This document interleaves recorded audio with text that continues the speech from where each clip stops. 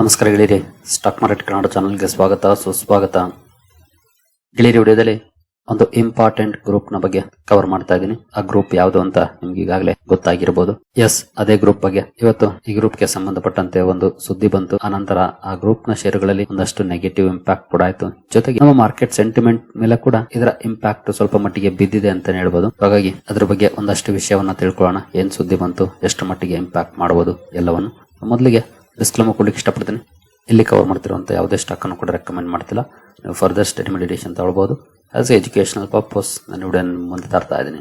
ಹಾಗೆ ಡಿಸ್ಕ್ರಿಪ್ಷನ್ ಅಲ್ಲಿ account opening link ಇದೆ. ಇಂಟ್ರೆಸ್ಟ್ ಇರೋರು ಅಕೌಂಟ್ ಅನ್ನು ಓಪನ್ ಮಾಡಬಹುದು. ಹಾಗೆ ಇನ್ವೆಸ್ಟ್ಮೆಂಟ್ ಗೆ ಸಂಬಂಧಪಟ್ಟಂತೆ ನಿಮ್ಗೆ ಏನಾದರೂ ಸಪೋರ್ಟ್ ಬೇಕು ಅಂತಂದ್ರೆ ನಮ್ಮ ಟೀಮ್ ಅನ್ನ ಈ ನಂಬರ್ ಮೂಲಕ ಕಾಂಟ್ಯಾಕ್ಟ್ ಮಾಡಬಹುದು. ಇಲ್ಲಿ ಮೆನ್ಷನ್ ಮಾಡಿರುವಂತಹ ಎಲ್ಲ ಸರ್ವಿಸಸ್ ನಮ್ಮ ಮೂಲಕ ಸಿಗುತ್ತೆ. ಬಟ್ ಕಂಡೀಷನ್ ಒಂದೇ, ಅಕೌಂಟ್ ನಮ್ಮ ಮೂಲಕ ಓಪನ್ ಆಗಿರಬೇಕು. ಹಾಗಾಗಿ ಡಿಸ್ಕ್ರಿಪ್ಷನ್ ಇರುವಂತಹ ಲಿಂಕ್ ಅನ್ನು ಬಳಸಿಕೊಂಡು ಅಕೌಂಟ್ ಓಪನ್ ಮಾಡಿ ಕಾಂಟ್ಯಾಕ್ಟ್ ಮಾಡಿ.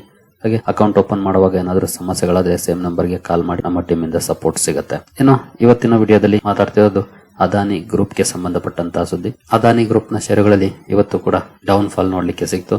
ಈ ಮುಂಚಿನಿಂದನೂ ಕೂಡ ಅದಾನಿ ಗ್ರೂಪ್ ಗೆ ಸಂಬಂಧಪಟ್ಟಂತೆ ಹಲವು ಸುದ್ದಿಗಳು ಬರ್ತಾ ಇದ್ದಾವೆ, ನಾವು ನೋಡಿದ್ದೀವಿ ಕೂಡ. ಅದರಲ್ಲೂ ಎಸ್ಪೆಷಲಿ 2022ರಲ್ಲಿ ಅನ್ಸುತ್ತೆ, ಆಗ ಹಿಂಡೆನ್ಬರ್ಗ್ ಆರೋಪವನ್ನು ಮಾಡಿ ದೊಡ್ಡ ಮಟ್ಟದ ರಿಯಾಕ್ಷನ್ ಈ ಗ್ರೂಪ್ ನ ಷೇರುಗಳಲ್ಲಿ ಕಂಡು ಬಂದಿತ್ತು. ಕೆಲವು ಷೇರುಗಳಂತೂ 60% ಮೇಲೆ ಕ್ರಾಶ್ ಕೂಡ ಆಗಿದ್ವು. ಆನಂತರ ಅದರಲ್ಲಿ ಏನೋ ಉರುಳಿಲ್ಲ ಅನ್ನುವಂತ ಸುದ್ದಿಗಳು ಬಂದವು. ಸ್ಟಾಕ್ ಗಳಲ್ಲಿ ಒಳ್ಳೆ ರಿಯಾಕ್ಷನ್ ಕೂಡ ಬಂತು, ಅಂದ್ರೆ ಒಳ್ಳೆ ರಿಕವರಿ ಕೂಡ ಆಯ್ತು. ಈಗ ಮತ್ತೊಮ್ಮೆ ಸುದ್ದಿ ಬರ್ತಾ ಇದೆ. ಅದೇನು ಅಂತ ನೋಡೋದಕ್ಕೆ ಮುಂಚೆ ಸ್ಟಾಕ್ ಗಳ ಪರ್ಫಾರ್ಮೆನ್ಸ್ ಅನ್ನು ನೋಡಿ ನಂತರ ಆ ಸುದ್ದಿಗೆ ಹೋಗೋಣ. ಹಾಗಾದ್ರೆ ಮೊದಲಿಗೆ ಅದಾನಿ ಎಂಟರ್ಪ್ರೈಸಸ್, ಅದಾನಿ ಗ್ರೂಪ್ ನ ಫ್ಲಾಗ್ಶಿಪ್ ಕಂಪನಿ ಇದು. ಅಂದ್ರೆ ಅದಾನಿ ಗ್ರೂಪ್ ನ ಬೇರೆಲ್ಲ ಷೇರುಗಳೇನಿದ್ದಾವೆ ಅವುಗಳ ಪೇರೆಂಟ್ ಅಂತಾನೆ ಹೇಳ್ಬೋದು. ಹಾಗಾಗಿ ಇದನ್ನ ಫ್ಲಾಗ್ಶಿಪ್ ಕಂಪನಿ ಅಂತ ಕರೀತಾರೆ. ಇಲ್ಲಿ ನೋಡಬಹುದು ಮೋರ್ ದನ್ 10% ಡೌನ್ ಫಾಲ್ ನೋಡ್ಲಿಕ್ಕೆ ಸಿಕ್ಕಿದೆ.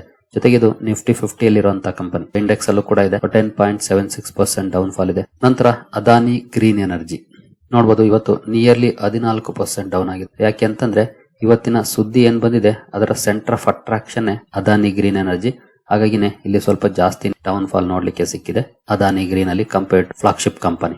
ಏನು ಅದಾನಿ ಪವರ್, ಇಲ್ಲೂ ಕೂಡ ನೋಡಬಹುದು 5% ಡೌನ್ ಫಾಲ್ ಇದೆ. ಅದಾನಿ ಪೋರ್ಟ್ಸ್ 7% ಡೌನ್ ಫಾಲ್ ಇದೆ. Adani total gas 5.36% down fall ಇದೆ. ಎಸಿಸಿ ನಿಯರ್ಲಿ 3% ಡೌನ್ ಫಾಲ್ ಇದೆ.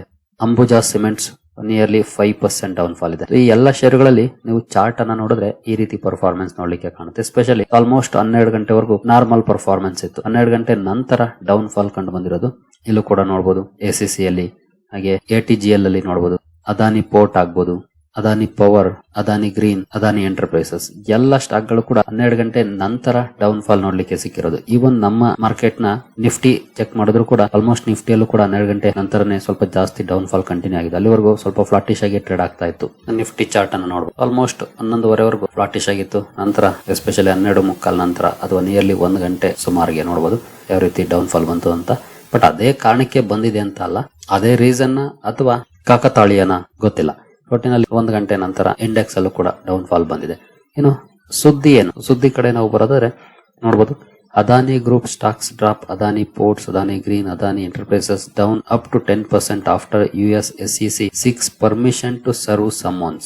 ಅಮೆರಿಕದ SEC ಅಂದ್ರೆ ಸೆಕ್ಯೂರಿಟೀಸ್ ಎಕ್ಸ್ಚೇಂಜ್ ಕಮಿಷನ್, ಅಂದ್ರೆ ನಮ್ಮಲ್ಲಿ ಸೆಬಿ ಹೇಗೋ ಅಮೆರಿಕದಲ್ಲಿ SEC ಅಂತಾರೆ. ಇಂಡಿಯಾದಲ್ಲಿ securities exchange board of India ಅಂತ ಇದೆ, ಅಮೆರಿಕದಲ್ಲಿ SEC ಅಂತ ಇದೆ, securities exchange commission. US SEC ಅಲ್ಲಿನ ಕೋರ್ಟ್ ಅಲ್ಲಿ ಒಂದು ಅಪ್ಲಿಕೇಶನ್ ಹಾಕಿದೆ ಅದಾನಿ ಗ್ರೂಪ್ ನ ಗೌತಮ್ ಅದಾನಿ ಹಾಗೂ ಸಾಗರ್ ಅದಾನಿ ಅವರಿಗೆ ಸಮ್ಮೋನ್ ಅನ್ನ ಇಶ್ಯೂ ಮಾಡ್ಲಿಕ್ಕೆ. ಇನ್ನು ಸ್ವಲ್ಪ ಡೀಟೇಲ್ ಆಗಿ ನೋಡೋದಾದ್ರೆ ನೋಡಬಹುದು, US securities and exchange commission sought US courts approval to serve summons directly by email to Gautam Adani and Sagar Adani. ಯಾಕೆ ಇದು ಅಂತ ನೋಡೋದಾದ್ರೆ ನೀವು ಇಲ್ಲಿ ನೋಡಬಹುದು, an indictment made public in November 2024 claims that executives of Adani Group were part of alleged bribery scheme involving Indian officials to obtain power purchase agreements for electricity produced by Adani Green Energy. ಇದರ ಸಾರ ಏನು ಅಂತಂದ್ರೆ Adani green ಎನರ್ಜಿಯಲ್ಲಿ ಉತ್ಪಾದನೆಯಾಗುವಂತ electricity ಏನಿದೆ ಅದನ್ನ ಮಾರಾಟ ಮಾಡ್ಲಿಕ್ಕೆ ಭಾರತದ ಕೆಲವು ರಾಜ್ಯಗಳ ಅಧಿಕಾರಿಗಳಿಗೆ ಇವರು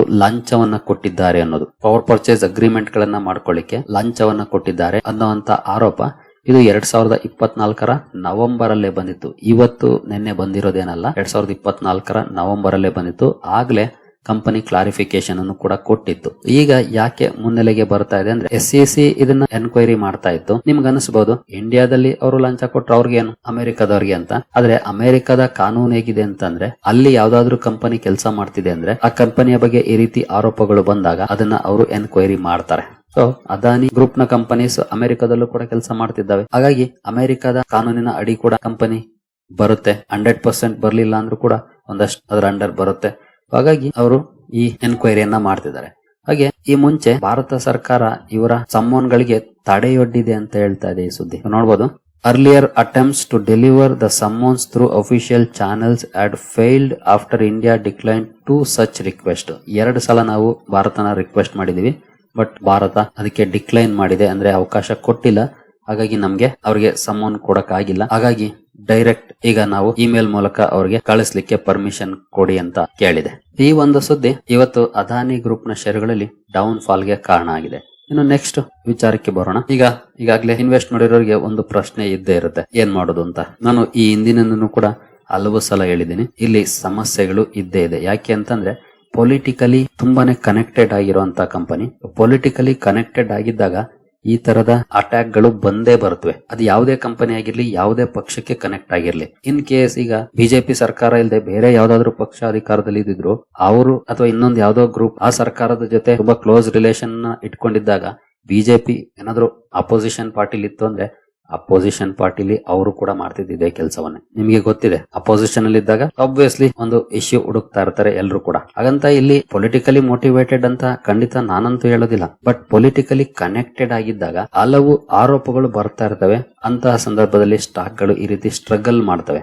ಹಾಗಾಗಿ ನಾನು ಯೂಶಲಿ ಈ ರೀತಿಯ ಕಂಪನಿಗಳಿಂದ ದೂರ ಇರೋದು ಬೆಟರ್ ಅಂತ ಹೇಳಿದ್ದೀನಿ. ನಾನಂತೂ ದೂರ ಇರ್ತೀನಿ ಅಂತಾನೂ ಕೂಡ ಹೇಳಿದ್ದೀನಿ. ತುಂಬಾನೇ ಒಳ್ಳೆ ರಿಟರ್ನ್ಸ್ ಜನರೇಟ್ ಆಗಿದೆ ಸ್ಟಾಕ್ ಗಳಲ್ಲಿ, ಇಲ್ಲ ಅಂತಲ್ಲ.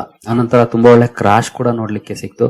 ಆನಂತರ ಒಂದಷ್ಟು ರಿಕವರಿ ಕೂಡ ಆಗಿದ್ದಾವೆ. ಬಟ್ ಸ್ಟಿಲ್ ಏನೇ ಪರ್ಫಾರ್ಮೆನ್ಸ್ ಬಂದ್ರು ಈ ರೀತಿಯ ಅಲಿಗೇಷನ್ಸ್ ಬಂದಾಗ ತುಂಬಾನೇ ರಿಯಾಕ್ಷನ್ಸ್ ಬರ್ತಾ ಇರುತ್ತೆ. As A small investors hold ಮಾಡೋದು ಕಷ್ಟ. ಹಾಗಾಗಿ ಎಸ್ಪೆಷಲಿ ನಾನು ಈ ಗ್ರೂಪ್ ನ ಅವಾಯ್ಡ್ ಮಾಡ್ತಾನೆ ಬಂದಿದ್ದೀನಿ. ನೀವು ಯಾವುದೇ ಹಳೆಯ ವಿಡಿಯೋ ತೆಗೆದು ನೋಡಿ ಅದಾನಿ ಗ್ರೂಪ್ ಬಗ್ಗೆ ನಾನು ಮಾಡಿರೋದನ್ನ, ಅದ್ರಲ್ಲೂ ಸೇಮ್ ಡೈಲಾಗ್ಸ್ ಹೇಳಿದ್ದೀನಿ. ಇಲ್ಲಿ ದೇಶದಲ್ಲಿ ಯಾವುದೇ ಸರ್ಕಾರ ಇರ್ಲಿ, ಈಗಿರೋ ಸರ್ಕಾರ ಅಥವಾ ಇನ್ನೊಂದು ಸರ್ಕಾರ ಅಂತಲ್ಲ, ಯಾವುದೇ ಸರ್ಕಾರ ಇರ್ಲಿ, ಆ ಸರ್ಕಾರಕ್ಕೆ ಕ್ಲೋಸ್ ರಿಲೇಷನ್ಸ್ ಹೊಂದಿರುವಂತ ಕಂಪನಿಗಳಲ್ಲಿ ಏನಾದ್ರೂ ಈ ರೀತಿಯ ಸಮಸ್ಯೆಗಳಾದಾಗ ಅಥವಾ ಈ ರೀತಿಯ ಸುದ್ದಿಗಳು ಬಂದಾಗ ದೊಡ್ಡ ಮಟ್ಟದ ಅಟ್ಯಾಕ್ಸ್ ನಡೆಯುತ್ತೆ ಆ ಕಂಪನಿಗಳ ಮೇಲೆ, ಹಾಗೆ ಸರ್ಕಾರದ ಮೇಲೆ. ಹಾಗೆ ಇಲ್ಲಿ ಎಷ್ಟರ ಮಟ್ಟಿಗೆ ನಿಜ ಇದೆಯೋ ಗೊತ್ತಿಲ್ಲ. ಈ ಹಿಂದಿನ ಆರೋಪಗಳೇನಿತ್ತು ಅದನ್ನ ಈಗಾಗಲೇ ಸಕ್ಸಸ್ಫುಲ್ ಆಗಿ ಫೇಸ್ ಮಾಡಿದೆ ಅದಾನಿ ಗ್ರೂಪ್. ಜೊತೆಗೆ ಇಲ್ಲಿ ಇನ್ನೊಂದು ಪ್ರಾಕ್ಟಿಕಲ್ ಥಿಂಗ್ ಏನಪ್ಪಾ ಅಂತಂದ್ರೆ, ನಿಮ್ಗೆ ಗೊತ್ತಿದೆ ಭಾರತದಲ್ಲಿ ಲಂಚ ಕೊಡೋದೇನು ನಡೆಯಲ್ಲ ಅಂತ. ಇದಂತೂ ಕ್ಲಾರಿಟಿ ಇದೆಯಾ?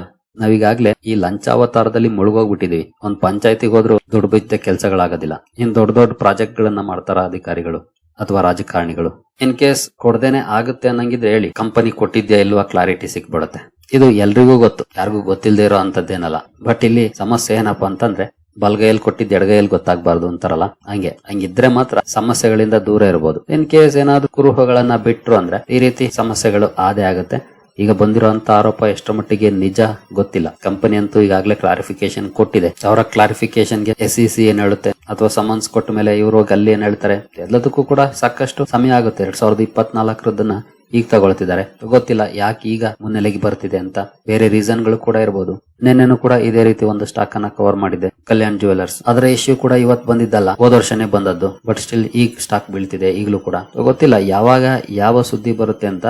ಬಟ್ ಈ ರೀತಿ ಸಮಸ್ಯೆಗಳು ಇರುವಂತ ಕಡೆ ಇನ್ವೆಸ್ಟ್ ಮಾಡಿದಾಗ, ಅದರಲ್ಲೂ ಪೊಲಿಟಿಕಲಿ ಲಿಂಕ್ ಇರುವಂತಹ ಕಂಪನಿಗಳಲ್ಲಿ ಇನ್ವೆಸ್ಟ್ ಮಾಡಿದಾಗ ಈ ರೀತಿಯ ಸನ್ನಿವೇಶಗಳನ್ನ ಎದುರಿಸಲಿಕ್ಕೆ ರೆಡಿ ಇರಬೇಕು. ಆ ಸ್ಟಾಕ್ ಕ್ರಾಶ್ ಆಗುತ್ತೋ ಬೀಳುತ್ತೋ ರ್ಯಾಲಿ ಬರುತ್ತೋ ಬೇರೆ ವಿಚಾರ, ಬಟ್ ಈ ರೀತಿಯ ಸನ್ನಿವೇಶಗಳಿಗೆ ನಾವು ರೆಡಿ ಇರಬೇಕು. ಇಲ್ಲ ಅಂದ್ರೆ ಇಂಥ ಸ್ಟಾಕ್ಗಳಲ್ಲಿ ಹೂಡಿಕೆನ ಮಾಡಬಾರ್ದು.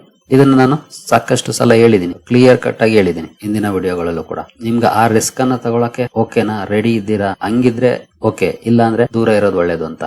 ಹಾಗಂತ ಇಲ್ಲಿ ಕಂಪನಿ ಸರಿ ಇಲ್ಲ ಅಂತ ಅಲ್ಲ, ಕಂಪನಿ ಸರಿ ಇರಬಹುದು. ಬಟ್ ಈ ರೀತಿ ಸುದ್ದಿಗಳು ಬಂದಾಗ ಆಬ್ವಿಯಸ್ಲಿ ಸ್ಟಾಕ್ ಪ್ರೈಸ್ ಅಲ್ಲಿ ರಿಯಾಕ್ಷನ್ ಅಂತೂ ಬರುತ್ತಾ ಇವತ್ತು ಬಂದಂಗೆ. ಅಂತ ಸಂದರ್ಭದಲ್ಲಿ ನಾವು ಎಷ್ಟು ಪೇಷನ್ಸ್ ಇಂದ ಇರ್ತೀವಿ ಅದೆಲ್ಲವೂ ಕೂಡ ಮ್ಯಾಟರ್ ಆಗುತ್ತೆ. ಆಗ ಅದಾನಿ ಗ್ರೂಪ್ ನ ಷೇರುಗಳು ಕ್ರಾಶ್ ಆದಾಗ ಆ ಅವಕಾಶನ ಬಳಸ್ಕೊಂಡ್ರು, ತುಂಬಾ ಒಳ್ಳೆ ರಿಟರ್ನ್ಸ್ ಅನ್ನು ಕೂಡ ಗಳಿಸ್ಕೊಂಡ್ರು ತುಂಬಾ ಜನ. ಹಾಗೆ ಕ್ರಾಶ್ ಸಂದರ್ಭದಲ್ಲಿ ಎಕ್ಸಿಟ್ ಆದರೂ ಲಾಸ್ ಕೂಡ ಮಾಡ್ಕೊಂಡ್ರು. ಎರಡೂ ರೀತಿಯ ಚಾನ್ಸಸ್ ಇರುತ್ತೆ. ನೋಡೋಣ ಈಗ ಸಮನ್ಸ್ ಇಶ್ಯೂ ಮಾಡ್ತಾರ, ಇಶ್ಯೂ ಮಾಡಿದ ನಂತರ ಕಂಪನಿ ಏನ್ ಹೇಳುತ್ತೆ, ನಂತರ ಆಮೇಲೆ ಏನ್ ಇನ್ನು 6 ತಿಂಗಳಾಗುತ್ತೋ ವರ್ಷ ಆಗುತ್ತೋ ಗೊತ್ತಿಲ್ಲ ಫೈನಲ್ ಔಟ್ಕಮ್ ಬರಕ್ಕೆ ನೋಡೋಣ, ಕಾದ್ ನೋಡ್ಬೇಕು ಅಷ್ಟೇ. ಇನ್ನು ಈಗಾಗಲೇ ಈ ಸ್ಟಾಕ್ ಗಳಲ್ಲಿ ಹೂಡಿಕೆ ಮಾಡಿರುವಂತವ್ರು ಕ್ಲೋಸ್ಲಿ ವಾಚ್ ಮಾಡ್ಬೇಕು ಸುದ್ದಿಗಳನ್ನ ಅಷ್ಟೇ. ಅದನ್ನ ಬಿಟ್ಟು ಬೇರೆ ದಾರಿ ಇಲ್ಲ ಮಾರ್ತೀರಾ ಅದ್ ನಿಮ್ ಇಷ್ಟ, ಹೋಲ್ಡ್ ಮಾಡ್ತೀರಾ ಅದು ನಿಮ್ ಇಷ್ಟ.